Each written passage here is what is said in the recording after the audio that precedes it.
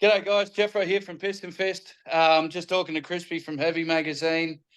We're off to Europe this Sunday, Europe and the UK, for a pretty extensive 6.5, 7 week tour, and looking forward to it. How you doing, Chris? I'm good, Jeffro. Yourself? You look all rugged up there, mate. Is it cold in your neck of the woods?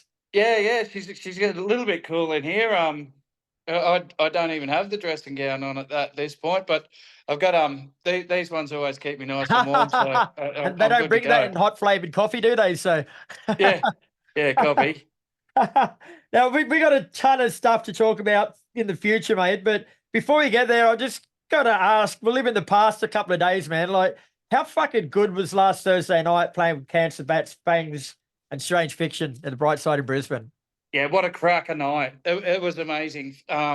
Strange Fiction first up just set the tone for a hell of a night. They were awesome. It's probably been 3 or 4 years since we played with them boys, and they've improved immensely. Really, really like them boys. And then Fangs, good lads, easy to chat to. I got on really well with Fangs. I definitely look forward to sharing the stage with them boys again. They're for me personally, I believe they're, the epitome or just where Australian heavy music should be. Them guys, even though they're not metal as such, and then they weren't kind of what we do, damn, they were good and clean and tight and just on the money. And then Cancer Bats, my God. First, as soon as we turned up, they were just good guys, good to chat to, really, really got on well with them. And then when they hit that stage, my God, switch.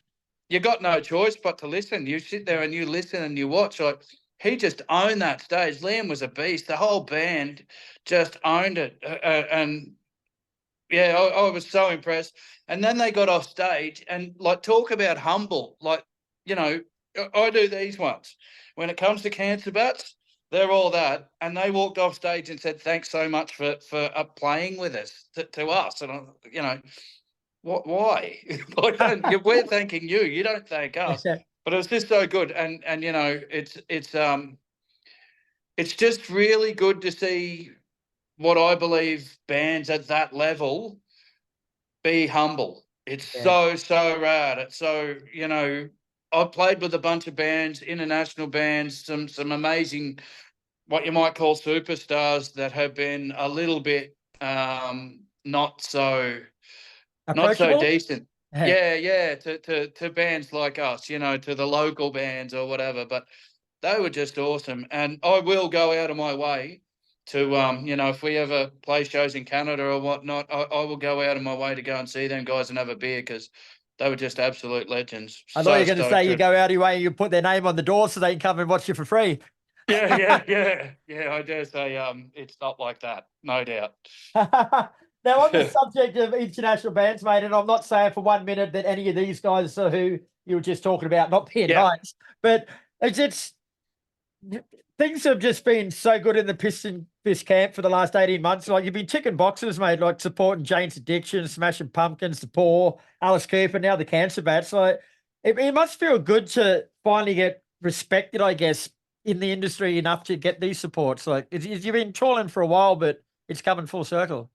Yeah, it's an interesting one. We have we've definitely busted our bums. We did the Australian New Zealand tour last year with Anders and Waylon, really, really good guys, and we had a fat time. Smashing Pumpkins was great, but yeah, it's the one for me that's a bit of a standout was the Alison Cooper show. It was amazing, and it was really high. Like, we've never been looked after so well at a show. We really, really got looked after by the crew, and yeah, that was amazing. We're fortunate, no doubt, but at the same time, I take nothing away from us. You make your own luck. We worked hard. Yeah. We've worked on all the things too, and this is one for the kids that are listening, the young bands and stuff. The social media, the consistent rehearsals, the just busting your balls. I don't know. It's well worth it, and I think the point, that the thing is, we love it. It's not, you know, we're not making money. It's costing us money, no doubt, but we love it. That's where it's at. And I think if you don't love it, don't waste your Don't time. even start. Yeah. Yeah. And, you know, you're in the same place with the magazine, no doubt. You know, you don't make millions of dollars or anything, but if you didn't love it, you just wouldn't do it. Simple as that. This has got to be my quote of the last few years. I probably say it on the weekly. If you don't love it, you wouldn't do it. I've heard it a couple of times. Yeah. Yeah, no doubt. So speaking of playing and touring, mate, PistonFist aren't far from boarding an international flight and taking yourself over to Europe for a massive run of 24 dates over just 5 weeks. Like, are you ready, bro? Like, fuck, I know you've done a lot and you've been doing it hard here, but are you ready? Like, it's a big emotional thing as well as financial and commitment. It's just, are you ready, I guess, like all over? I don't know. You know, we're doing it. We're absolutely doing it. The work involved behind the scenes to make this happen has been absolutely monstrous and mental. I've got massive thanks for Joel Chaosis, for Lexi and Sherv, Sinsodo, even from Ryan PistonFist. He's worked really hard, and myself, to make all this happen. It's been a massive effort, but I have no doubt, if even like at the very worst, if there's problems consistently through borders or whatever, you know, we don't know what we're in for. We've never done it before, so we'll see what happens. But you know, at the very least, we're going to have a fat time. It's going to be a hell of an experience, and we'll walk out of there going, "Holy shit, we did it!" And it's something that, man, you know, I've had guys from older bands that I played in when I was a very, very young man ring me up and go, "Dude, you're doing it. Are you serious?" So it's a huge thing for me. It's something that I've wanted to do for a long time, and it's something that I thought was unattainable. So to actually be doing it, pretty stoked, no doubt. Yeah. For those who don't know, and there's probably a few, mate, because you're the sort of bloke that's not going to tell people and not going to bitch about this, but the tour, they very nearly fell over at the last hurdle. Like it was organized initially with a big headliner that would have guaranteed bums on seats. Yeah, after you'd paid for everything, done all the planning, that all went to shit for whatever reason. So it's left to you guys to salvage it yourself and put it together. But how close were you just to throwing your hands up and go and put it in the too hard basket? Well, I think between two of us, two of the bands that were doing it, I think we pretty much had mentally pulled the pin. We were like, oh well, we've just thrown away some money. And I'll take my hat off because Sherv and Lexi from Sinsodo, they were like, oh hell no. no. And they pulled us up, and we pushed forward with it. Pretty much because they said we've got to do it. And they're dead right. We did have to do it because we worked so hard. So, you know, so what happened? Long story short was we put to the venues that we were booked with to play the shows, that we'll bring 2 cover bands, or 2 tribute acts that we would bring on board to play the shows. So between the 3 bands, long story short, we put together a Slipknot and a Prodigy tribute act each, and they're now our headlining acts. Right. So there's a bunch of us that are playing more than one show a night. There's a couple of lads in there that are actually playing 3 shows on the night. And yeah, the show must go on, you know. That's exactly what's happened. So we're going to be busy. We're going to be tired. You're going to be cranky. Have to fight through. Yeah, we might be a little cranky. There's not many days off in there for rest and relaxation as such. I'm hoping we still do a bit of touristing and see some rad stuff and stuff. But yeah, we just did what it took. And you know, there's a lot of bands out there that talk the talk, but I dare say ourselves, Sin Soto and Chaosis, we're actually walking the walk. We're doing whatever the hell it takes to make it happen. So really stoked. Yeah, but and you're not fucking around when you say personally that you'll literally do whatever it takes. Because one of those tribute bands you were talking about, Prodigy, you're going to be trading your gravelly voice for makeup and a funny hairstyle when you assume the role of Keith Flint from Prodigy, mate. Like, how the fuck did they talk you into that? Isn't it? It'll be fun. You know, like the Prodigy. There's not a great deal of lyrics in there, and it's just we'll just be bouncing. Sherv's jumped in it with me. He's the other half of the Prodigy, and Ryan's playing drums, and we'll have a ball. It'll be rad fun. I have no doubt. You know. How are you going to do your hair though? Like, are you putting on one of them like swimming cap wigs with the hair already into it? Or what are you going to be doing? No. It is what it is. There's no hair there. We're just I don't know. We're just going to make it happen, I suppose, and just try and enjoy the moment. I have no doubt it's going to be a hell of a lot of fun. We're lucky enough. We've got the legend coming with us to do sound, Matty Cutlass. He's all over it, so he's going to make us sound amazing and make it work. We got plenty of lighting and stuff like that, so you know it's going to be a heavy metal doof going on all over Europe as far as me and Sherv go. We will have a ball. I'm actually looking forward to it. I was very concerned when it first came around, but I've been rehearsing it a bit, and me and Sherv had a really rad rehearsal the other night. We did a dress run, and it was sick. We had a ball. Yeah, well, I might be wrong here, but I'm pretty sure Prodigy are British, aren't they? Yep. So in your best pommy voice as Keith, give us the intro for Firestarter. Well, come on, you're on the spot. If I can put on the spot in it there, Crispy, in it. If we'll get the Firestarter, we'll get the rock and roll, and we'll get some pieces bouncing in there. There you go. That's about how it's going to be. I think we're going to roll from the Australian version of the Prodigy, and we're not going to overdo the British accent, especially in the UK. I reckon we might have to fight our way out of a few venues if we push that UK accent too much, because I know personally I'm pretty shit at it. So I might just give that a big wide berth. You started off bad and got worse then, mate, so I'll probably shelve it. Yeah, it'll be fun. We're going to have a fun time. But I reckon we're going to overdo the Aussie accent on the Prodigy thing, and it's a bloody Firestarter, isn't it, you bastards? Get moving. You know, that's how we might take that one on. You should change the name like Bushfire Starter or something like that, like make it Aussie. Absolutely.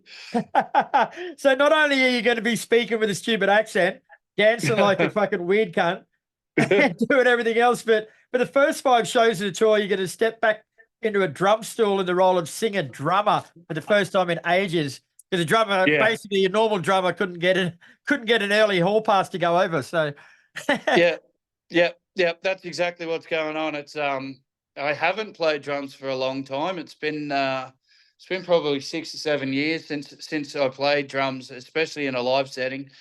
So I have been rehearsing a hell of a lot, and them first 5 shows, I'll tell you what, I've had some fitness concerns, no doubt. There's some oxygen issues with playing drums and singing at the same time, but I think I got it covered. I'm looking forward to it, and I do enjoy playing drums. I do enjoy belting shit. Who doesn't like hitting things? Exactly. You know. I'm looking forward to it. It's going to be fun. But I dare say by the time that 4th show comes around, I'll be looking forward to seeing Ryan get off that plane as well at the same time.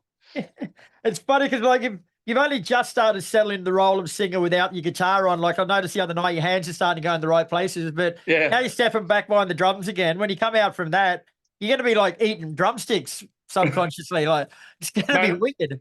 I reckon the fact that I've got to sit down and not move is going to make me want to run around like a lunatic the whole time on stage, especially after watching Liam front the cancer bat. So I think if anything rubbed off on me, it was Move. Yeah. My God, that guy was just he's just a beast. He didn't stop smiling, man. I don't know if you noticed, but from the very first song to the time he got off stage, that smile did not leave his face. It was grinning. Yeah. And like, you know, it just made you want to smile. He just made you happy. Even to chat to before and after the shows, he just ridiculously happy and a nice bloke. It's so good. I really want to go to Canada now. Yeah, I was going to say it's changed my view of Canadians. Like, I thought they were all dicks, but we met two of them, two decent ones in one night. Yeah. And the whole band, man, all of the Cancer Bats and the front man from Fangs, Josh, they were all good, all just good people.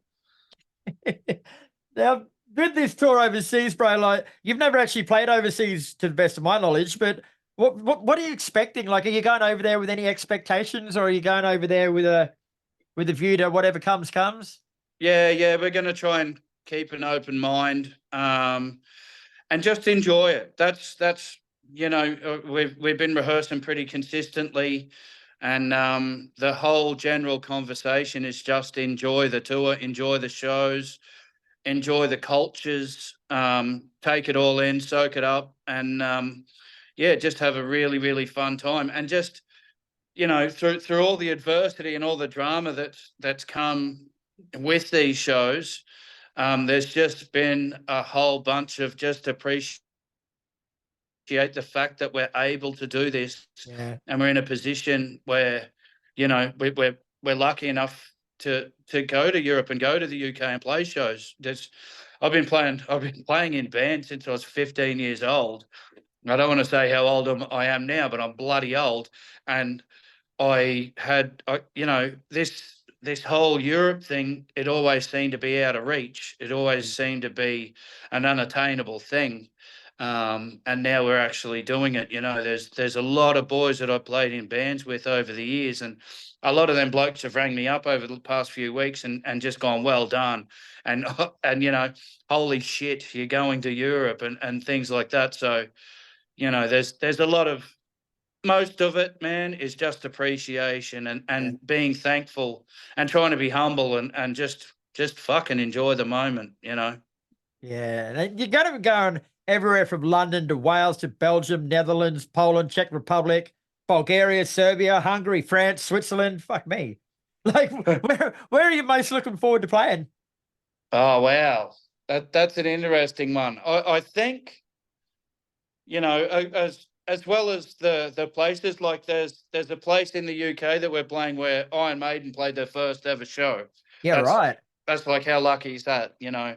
But at the same time, playing places like Serbia where they don't get many acts, you know, Bulgaria that you know, isn't too westernized, you know, might be a little bit eye-opening for the boys, and all of them places. Like, personally, I want to see some of that cool shit, some of that history that Europe has to offer, that Australia, you know, we're pretty young over here in Australia. We don't have thousands of years of history.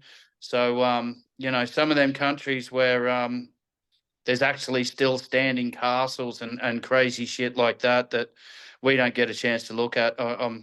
Man, I suppose the whole thing I'm looking forward to, really, really heaps. I think the only thing I'm really not looking forward to is sitting on a plane for 20 hours. That's one thing that's got me not concerned, but just like, that's not going to be fun, you know. But at least you won't have Jimmy there this time, fucking annoying the shit out of you, whinging the whole time. Yeah, copy that. Well, you know, he would have slept that whole flight. He'd be one of them boys that was lucky enough to be able to sleep on a flight, no doubt. Now, just say somebody stumbled across this interview over in Europe and we've got them slightly aroused. Give them a message. Why should they come to one of your shows? Oh, mate, this is they're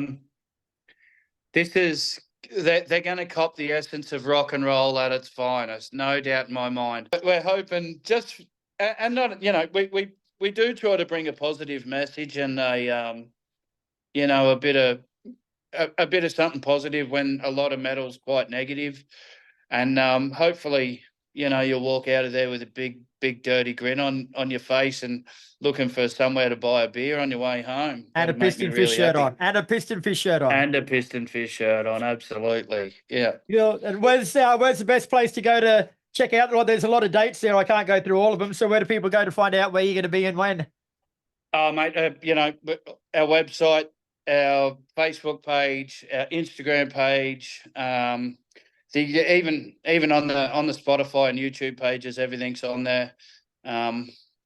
Google PistonFist, one word, capital P, capital F, you'll find us. Fantastic. All right, Jeffrey. Well, thanks for your time, mate. Have an absolute ball over there, bro. I'm got to admit, I'm slightly a little bit jealous, but kick ass over there, mate. We'll see you when you get back. Yeah, we'll have a ball, mate. We'll make sure they know what heavy mag is. I've got about 4 heavy shirts going in the suitcase, so nice. I'm sure they'll see something, no doubt.